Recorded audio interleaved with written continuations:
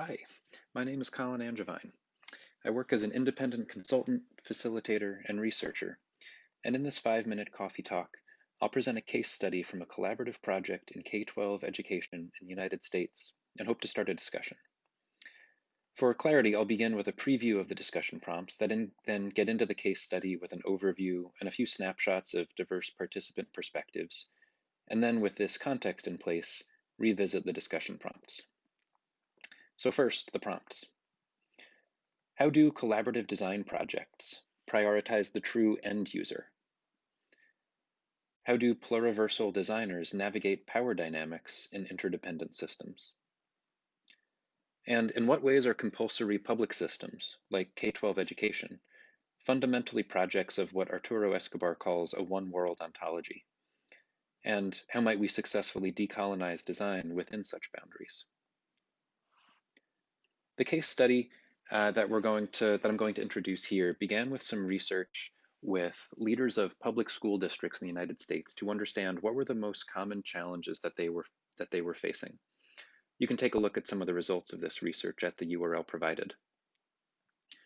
Following this research, a team of educators, researchers, and developers from across the country worked together for 18 months on one problem of practice that emerged in order to better define it, research it, prototype, and test potential solutions to address this challenge. What was the challenge? It centered on this idea of real-world learning.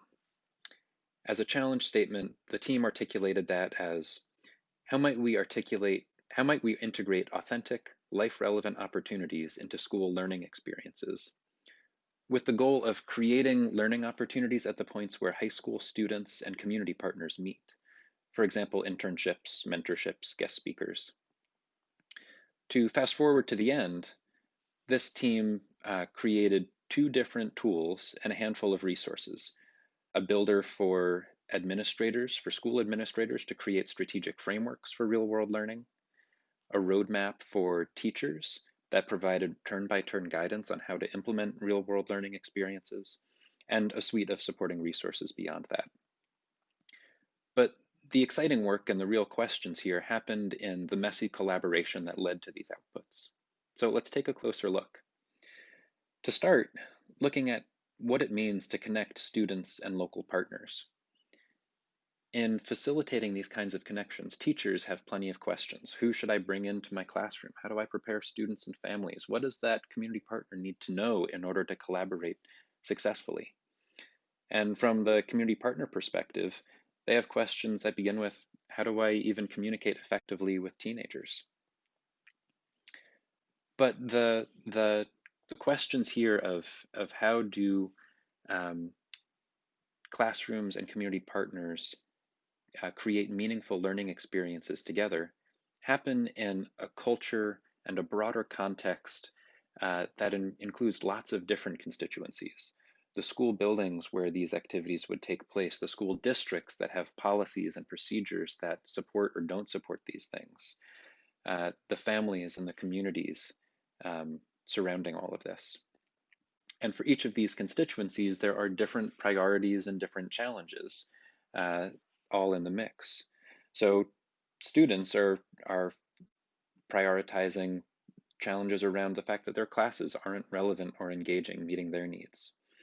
Parents are prioritizing learning outcomes. Teachers have a million other responsibilities and so would need professional support to implement something new like real-world learning.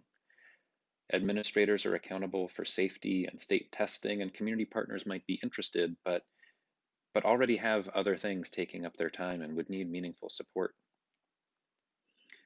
So among these different priorities and needs, how is it that collaborative design projects can prioritize the true end user? And in doing that prioritizing, how do pluriversal designers navigate the power dynamics that emerge?